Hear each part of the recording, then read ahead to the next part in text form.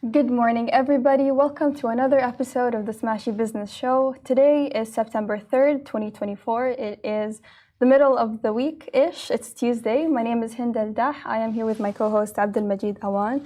Today we have a lot for business news. We have UAE Unveils 2025 strategy for 3 priorities, Investcorp's co-CEO to exit, Bahrain to implement 15% tax on multinationals. So let's begin with the UAE story. So they're planning on a strategy for 3 priorities, and that includes the family unit, Emirati identity, and of course AI. AI is on the rise, so of course that's a major thing to look forward to. And these are just plans. They're planning the actual strategy plan, and they'll discuss this on November 5th and November 6th in Abu Dhabi in the annual meeting, the government's annual meeting. This was announced by His Highness Sheikh Mohammed bin Rashid, ruler of Dubai, on Twitter or on X. He also hailed successful back-to-school plans. More than 1 million students went back to school last week. So schools started, most of them I think last week, but then, some also 2 weeks ago. But then more than 1 million, that's a huge number of students. And I think that's the reason for the traffic that we see in the morning and also in the evenings. Traffic updates are always the best news on any platform nowadays. Radio, everyone is tuning in to know which road is heavy on traffic and everyone is using. The plan that they've announced is really good. You see the cultural aspect in it, you see the identity aspect in it, and then you see that Dubai is not only trying to become a business hub, or it has become a business hub, to be honest. Right now it is a global business hub. Everyone is coming to Dubai to set up their businesses, but they're trying to move into AI, they're trying to move into technology, innovation, all these fields. They're trying to become the global leader, and it shows you how important it is that for the 2025 action plan, that what will happen in the year 2025, they're highlighting family units. So it's the cultural thing, it's a family thing. They're highlighting that family is important, obviously, and then they're trying to promote the promoting the Emirati identity, and lastly, it's advancing artificial intelligence. So let's talk more about the economic boost of the UAE. So Sheikh Mohammed's approved financial statistics showed that the government revenue was 546 billion dirhams in 2023, with 402 billion dirhams in expenditures. And most of those were in public security and safety, for good reason. I mean, also in health, education, economic affairs, social protection, and housing and utilities. Now, the UAE's resources continue to grow for the benefit of the people and for the country's economy. And His Highness Sheikh Mohammed also said that the number of companies operating in the UAE has surged to more than 1 million by the middle of this year, which is a rise of 152%. Which is a huge number. So by 2020, the number of companies were around 400,000, and now they've become 1 million. So it's an astronomical rise. One of the reasons is that 2020 and some half of the 2021, it saw the COVID-19 pandemic. So a lot of businesses were shut down or slowed down. The business activity had slowed down astronomically. So what happened was, if you consider these 3.5 years, nearly 1.5 or 2 years where there was no business or a lack of business, and mostly it was digital businesses or the service delivery guys. They were earning in millions, but a lot of businesses were like the events and trade and exhibition industry. No one could meet each other, so that closed down. But then during the same time, we saw Expo 2020, which really improved the economic situation. And I loved how, when I was going through the expo lanes or wherever I was, if my mask was not on, so the control they had on people, how they managed like such great number of people coming in, making them wear the mask, taking all the tests before coming to Dubai. When you land in Dubai, you would take the COVID-19 test. So it shows the ability of the city and the country as a whole, that how nicely they manage the COVID-19 pandemic. And this shows in the numbers that 1 million companies are now registered in the UAE, which is a very big increase, to be honest. So this whole strategy, this whole thing is a sign of the things to come for 2025. Obviously, they'll discuss the details in November, on November 5 and 6 at the annual meeting. But it's good that they've announced it. So now when they go on the table and finalize the detailed strategy or the detailed brief of what will happen under these ideas, it is going to be, they will obviously take maybe input from private companies, the big people. But at least people will know what to expect from that meeting. It's those three priorities. This part is again very interesting about Dubai. If they want to do something in 2027, they'll start discussions and they'll announce it in 2025. So everyone contributes to the idea. It's not just the government ministers or the government announcing everything and it's just doing everything. They take ideas from everyone, from the private sector, from the public sector.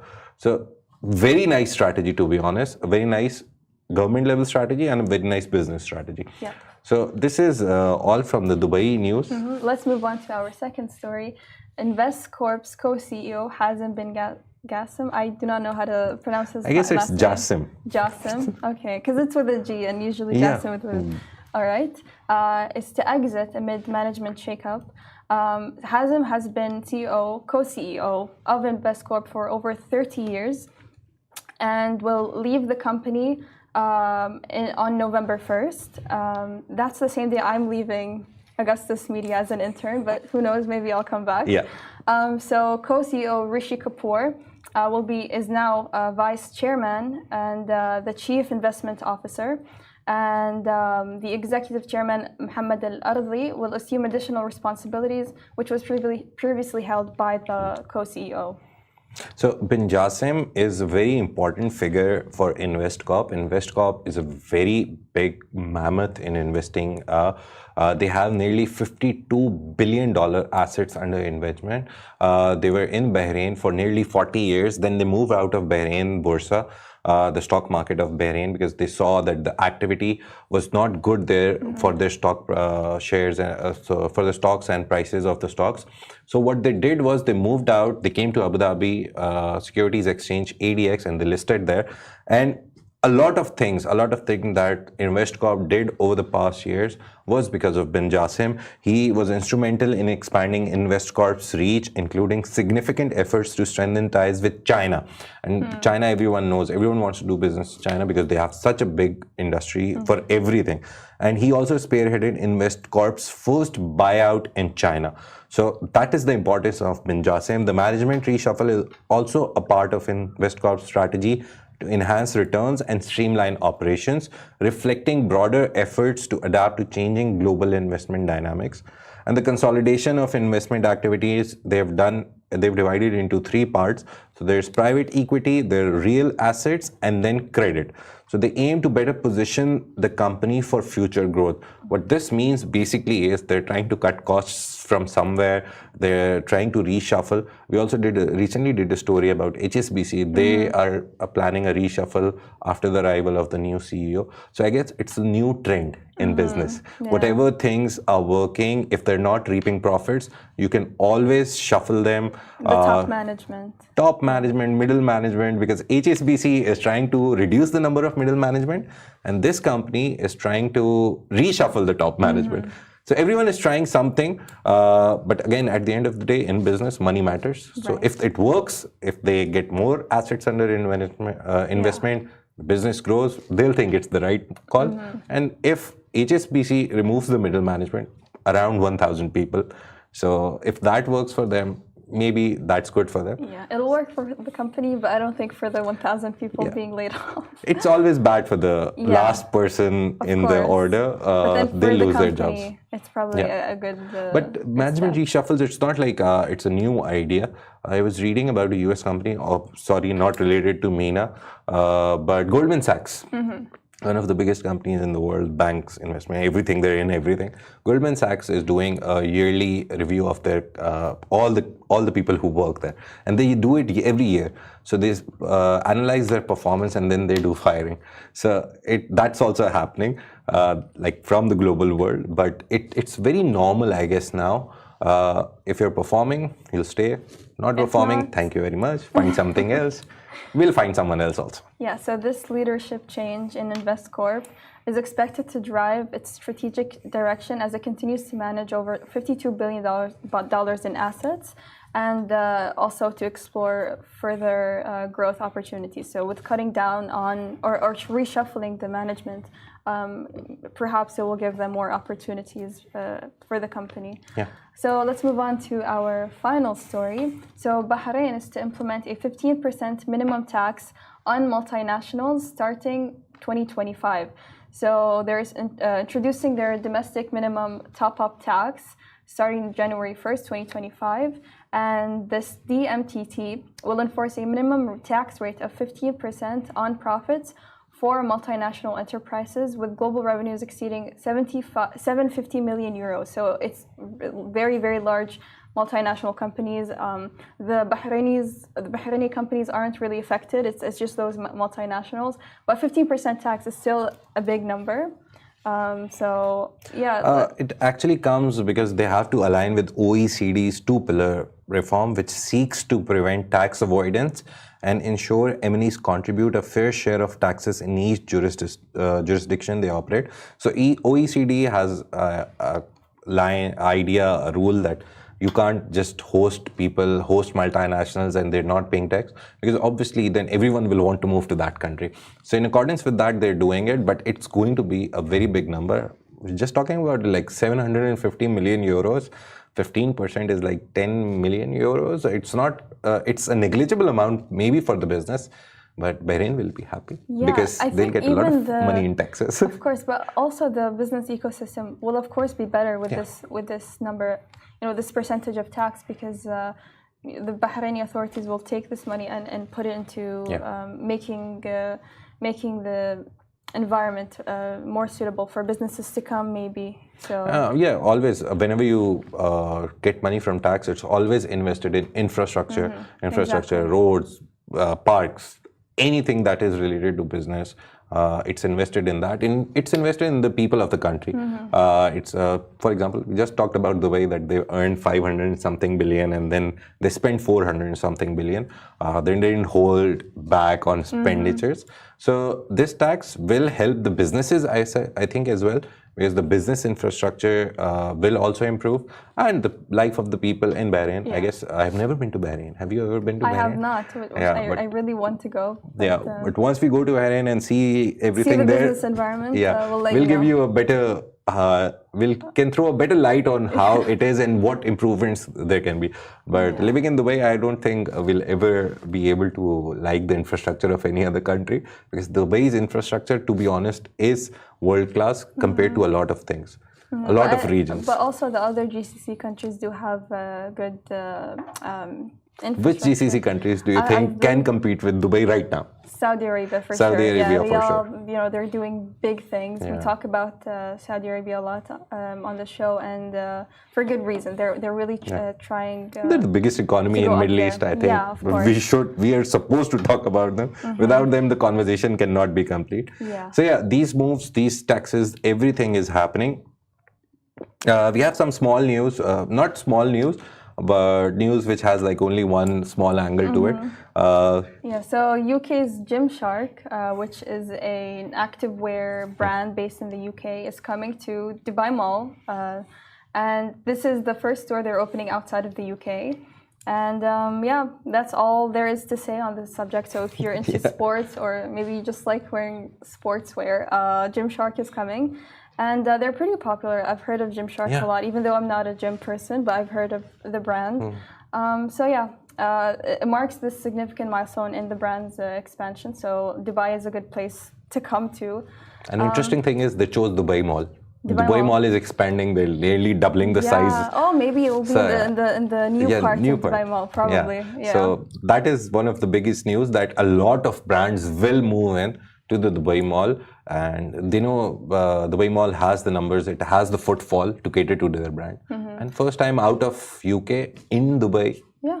Great for Dubai. Yeah. For our next small story, we have UAE bank account hurdles frustrate Saudi startup founder. So I thought this was a kind of a funny story. So the founder of Saudi-based logistics platform OTO or Auto complains about hurdles in opening a bank account in the UAE, and more specifically, he's talking about Vio Bank. Vio Bank, yeah, thank you. Don't want to name you, but we didn't name you. I was thinking, should I say the name or not? Yeah, the person named you. It's not about just one bank, to be honest, by the way.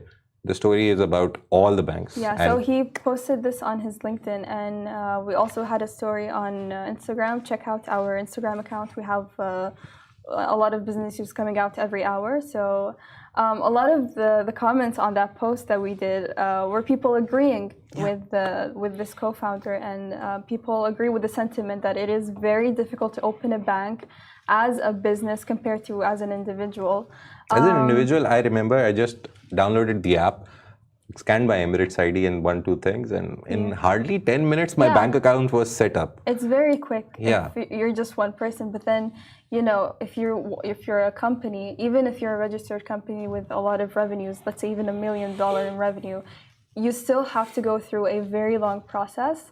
And I think they have a reason for this, and it's because they don't want any sketchy company to be administered on their bank account. So because we recently saw that UAE came out of the grey list of the FATA, the Financial Action Task Force, and they're now in the white list, the highest list, the best list possible. So they don't want to go back. So according to that, you have to put in a lot of regulations when opening corporate bank accounts. So I understand this problem. One of my friends actually has the same story. He opened up his business in Sharjah, and he wanted to register for a bank. Took a lot of weeks, took a lot of money in the bank.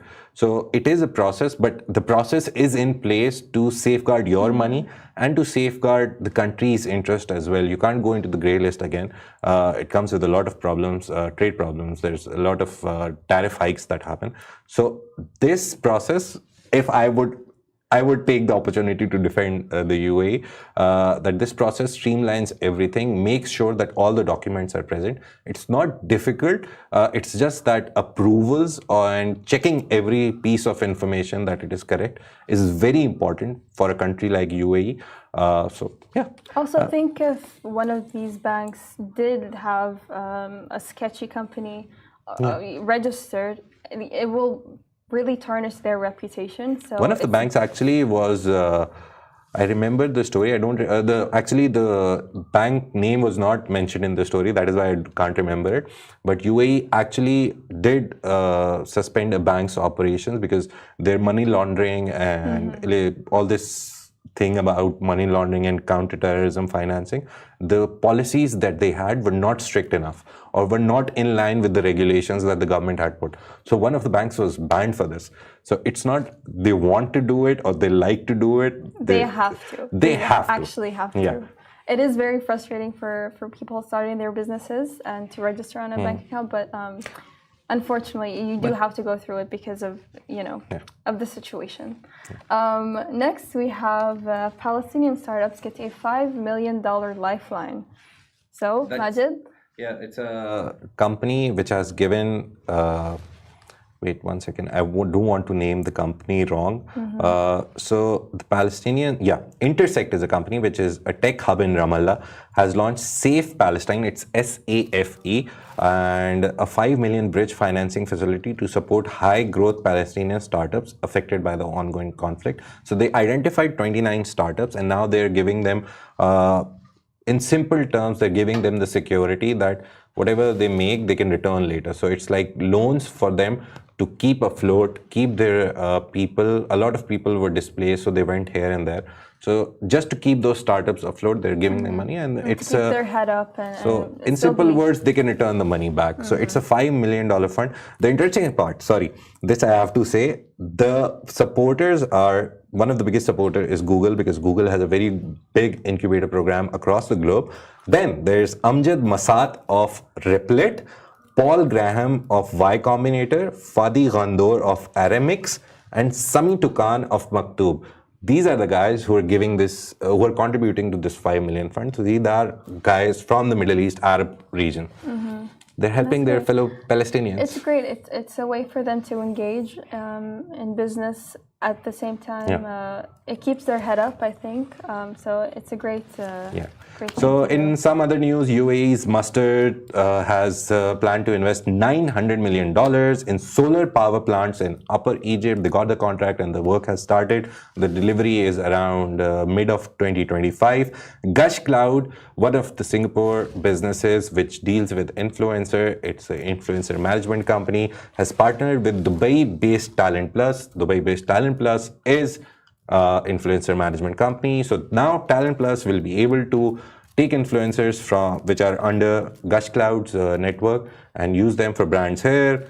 Our influencers from the MENA region can now tap into the Gush Cloud network and do brand deals with the Gush Cloud customers, consumers, partners, brands. So it's a very good thing. And it's basically the MENA region, Middle East, North Africa region, has a $250 billion creator economy. So this coordination, this coalition, this partnership has come seeing that money in mind. So this is one of the stories. These are the stories that we did today. We talked about how Dubai has announced the 2025 action plan. They're focusing on the family unit. They're focusing on AI, advancing AI, and they're focusing on strengthening the Emirati identity. Apart from that, we talked about we talked about Investcorp's co-CEO being asked to leave from the company. The company has $52 billion of assets under management. It's a very big move. It's a very big thing happening. And lastly, we also talked about Bahrain imposing 15% tax on multinational enterprises. And that tax will obviously help infrastructure for business. Yes, if you joined us in the second half of the show, or if you missed a chunk of it, you can catch us on all these streaming platforms like Spotify, Apple Podcasts, and Rami. You can also find us on TikTok, Instagram, X, Facebook, and YouTube. Make sure to also follow our daily newsletter where we talk about, we have a lot of information about the topics we talk about on the show. Thank you for joining us on the Smashi Business Show, a Smashi business production part of the Augustus Media Podcast Network. We'll see you tomorrow.